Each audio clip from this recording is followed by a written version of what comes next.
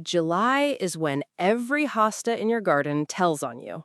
That plant that looked incredible coming out of dormancy back in spring, thick, glossy, full of that dramatic tropical presence, is suddenly showing brown edges, ragged holes, yellowing from the base, or a strange, streaking pattern between the veins that just will not go away. And here is what almost every grower does when they see it. They water more. They reach for fertilizer. They cut off the damaged leaves and hope the plant sorts itself out. For at least one of those symptoms, every single one of those responses is wrong.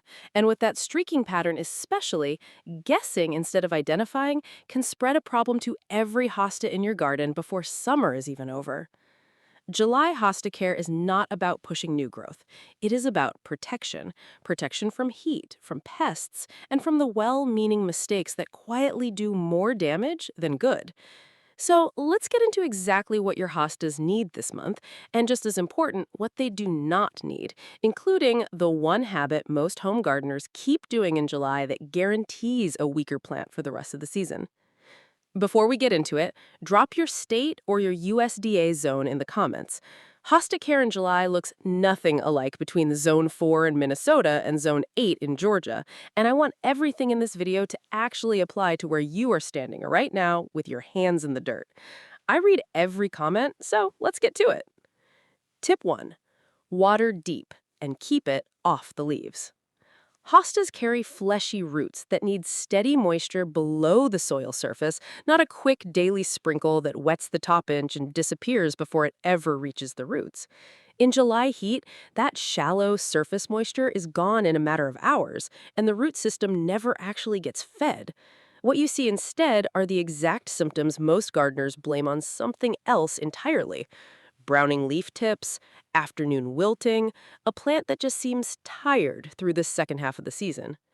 1 inch of water per week delivered in 2 deep sessions is the baseline for hostas in most American growing zones. If your hostas are under trees competing with aggressive tree roots, tucked under a roof overhang where rain never reaches, or growing in containers with limited soil volume, that baseline is not enough. You need more. Here's a simple gut check. Push your finger down 3 to 4 inches into the soil. If it's dry at that depth, your hosta is already stressed for water, even if the leaves look perfectly fine on top. Water the soil directly, aimed at the root zone, not sprayed over the foliage. There's a reason this matters beyond just efficiency. Water sitting on hosta leaves from the evening creates exactly the damp, cool conditions slugs are looking for, and it opens the door for foliar disease to spread. Morning watering on the leaves is fine. It evaporates before evening arrives. Watering the foliage at night is basically ringing a dinner bell for slugs while giving disease a clear path in. Keep the water at the soil, every time. Tell me down in the comments right now what your hostas actually look like this July. Brown tips? Holes? Yellowing at the base? Drop your zone and describe what you are seeing. I want to know what growers across the country are actually dealing with this season, because it shapes what we cover next. Tip 2. Check your shade situation before you touch anything else. The single most common hosta symptom in July is not a pest and it's not disease. It's sun scorch, and it gets misdiagnosed as a watering problem constantly because the symptoms look similar and watering more feels like the obvious fix. Scorched hosta leaves show bleached, papery patches, usually right where the leaf caught the most direct afternoon sun. That damage is permanent. The leaf itself will not recover. But here's the good news. The plant is fine, and new leaves coming up from the crown will be healthy again once the sun exposure is corrected. This is the part almost nobody explains clearly. The shade your hosta had back in May is not necessarily the shade it has in July. As the sun's arc shifts through the season, a spot that got gentle, dappled morning light in spring can be sitting in direct afternoon sun by midsummer, with nothing in your garden actually changing except the angle of the sun itself. A hosta that was placed perfectly in April can be in the wrong spot entirely by the 4th of July. Blue hostas are the most vulnerable of all. That waxy blue coating on varieties like Halcyon, Elegans, and Blue Angel is physically stripped away by direct sun. Once it's gone, the blue doesn't come back until fresh leaves emerge next spring. So afternoon sun on a blue hosta is not just a cosmetic issue, it's erasing the exact trait that makes that variety worth growing in the first place. Gold and yellow hostas actually handle a bit of morning sun well and often develop richer color with it. But push past noon in zones 6 through 9, and even the most sun-tolerant varieties hit their limit. If your hostas are showing scorch damage right now, go look at their position specifically between noon and 4 in the afternoon. That window decides whether a spot works long-term or quietly fails one summer at a time. If this kind of practical, zone-aware advice is useful to you, that's exactly what this circle is built around, so consider sticking around for more of it. Tip 3. Refresh your mulch, but never touch the crown. The mulch around your hostas has been compressing and breaking down since you laid it in spring, and July is the month it needs a refresh. But it is also the month the single most common mulching mistake actually costs people their plants. Keep 2 to 4 inches of organic mulch around every hosta. Shredded bark, shredded leaves, pine needles, or leaf mold, whatever you have on hand. That mulch is doing 3 jobs at once in July heat. It keeps the root zone noticeably cooler than the air above it. It holds moisture between watering, say your hostas need less water overall, and the water they do get goes further. And it smooths out the temperature swings that stress roots during the hottest stretch of summer. Here is the mistake that quietly kills healthy crowns every July. Mulch piled directly against the base of the plant, right where all the leaf stems emerge from the soil. That creates warm, moist conditions, exactly what crown rot needs to take hold. Crown rot is a fungal problem that destroys the base of the plant underground, silently, long before you see any symptom above the soil. By the time the plant collapses later in the season, the crown has often been gone for weeks already. So pull the mulch back from the crown. Leave a clear gap, at least 2 to 3 inches, between the mulch ring and the base of the stems. Let mulch do its job everywhere around the plant, while the crown itself stays dry and gets real air circulation. If a tip like that just saved you a plant you didn't even know was at risk, that is exactly the kind of thing this channel is here for, and it genuinely helps other growers find this video too when you tap that like button. Tip 4. Handle slugs now before they take the whole leaf. If you are seeing irregular holes scattered across your hosta leaves, not clean circles but ragged, uneven openings that looked chewed rather than cut, that is slug damage, and it is happening at night while you're asleep. Slugs feed after dark in cool, moist conditions, which is exactly what a shaded July hosta bed provides. During the day, they hide underneath leaves, under pot rims, beneath boards or decorative rocks, tucked into the soil near the base of the plant. You never actually see them feeding, you only see the damage the next morning. The most effective slug strategy costs nothing and takes about 5 minutes with a flashlight. Head out to your hosta bed roughly an hour after sunset. The slugs will be out and actively feeding on the leaf surfaces. Pick them off by hand and drop them into a container of soapy water. Do this 3 nights in a row while damage is active, and you knock out a real chunk of the local population at the exact moment they are most exposed. Then work on reducing the conditions they thrive in. Stop watering hosta foliage in the evening, since wet leaves at night are basically an open invitation. Clear away boards, dense debris, or anything sitting flat on the soil near your hostas. Those are daytime hiding spots, protecting slugs during the hours they would otherwise dry out and be vulnerable. And thin out any crowded vegetation nearby, so air can actually move through at crown level instead of sitting still and humid. Tip 5. Remove spent flower stalks, but know what you are giving up first. Most hostas bloom in June and into July. Some flowers are barely noticeable, a pale lavender that you might miss entirely, while others, like Sum and Substance or Royal Standard, are dramatically fragrant and white. Hummingbirds work those fragrant blooms, and bees visit them consistently. If supporting pollinators and wildlife matters to you, letting the flower stalks stand through their full bloom period has real value before you ever reach for the shears.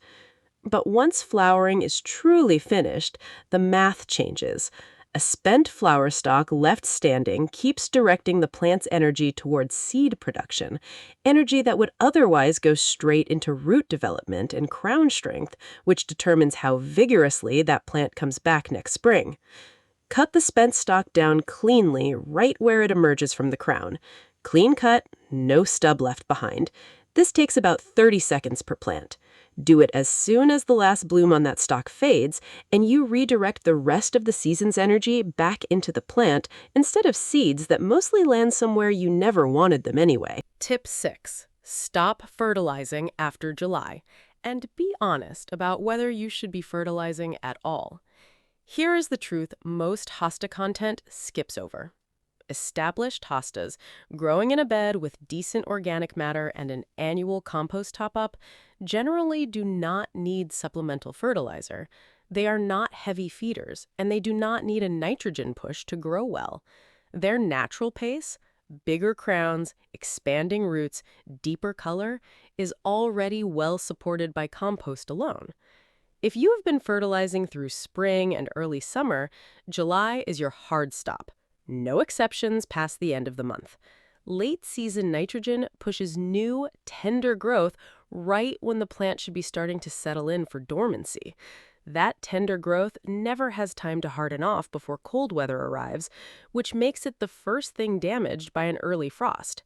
In zones 4 through 6, where frost can show up as early as September, late fertilizing sets that vulnerable growth up to fail before it ever had a chance.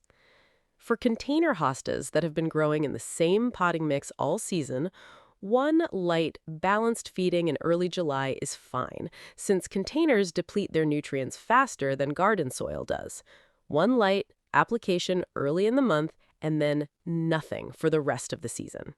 Tip 7. Learn to tell slug damage, sun scorch, and the two conditions you cannot fix apart from each other. Before you treat anything in your hosta bed this July, identify it correctly first.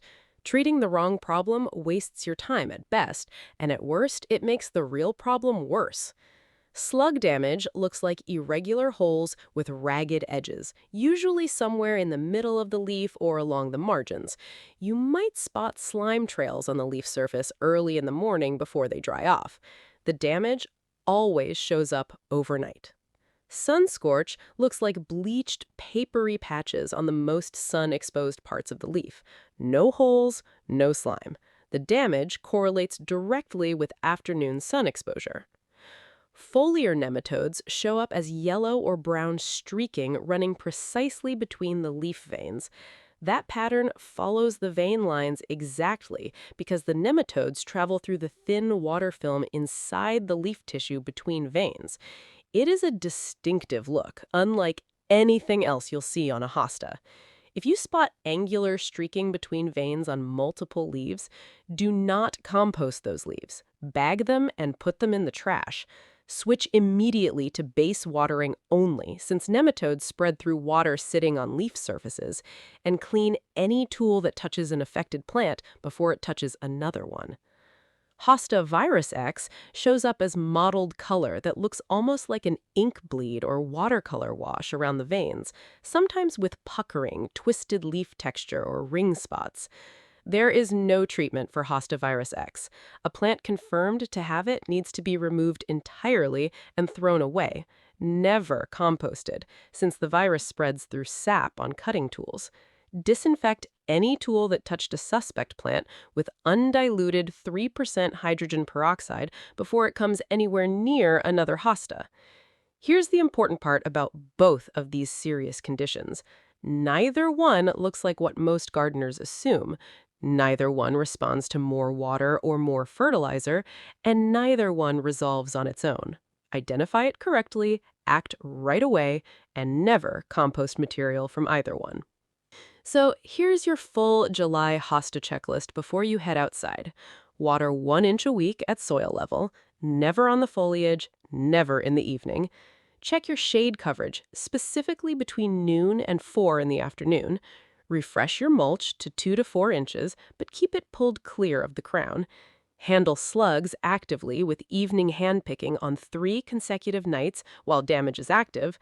Cut spent flower stalks cleanly at the crown once blooming is done. Stop all fertilizing by the end of July, no exceptions, and identify leaf symptoms correctly before you treat anything, because slug damage, sun scorch, foliar nematodes, and Hosta Virus X each need a completely different response. July is not the month to push your hostas. It's the month to protect them. The plants that come back strongest next spring are always the ones that were looked after through the stress of the summer, not the ones that were pushed through it. If this helped you look at your own garden a little differently, stick around and become part of the circle, and drop 2 things down in the comments before you go. What state or zone are you growing in, and what does your hosta actually look like right now in July? I read every single comment, and your answers shape exactly what we cover next. Now, go grab a flashlight and go check on your hostas tonight.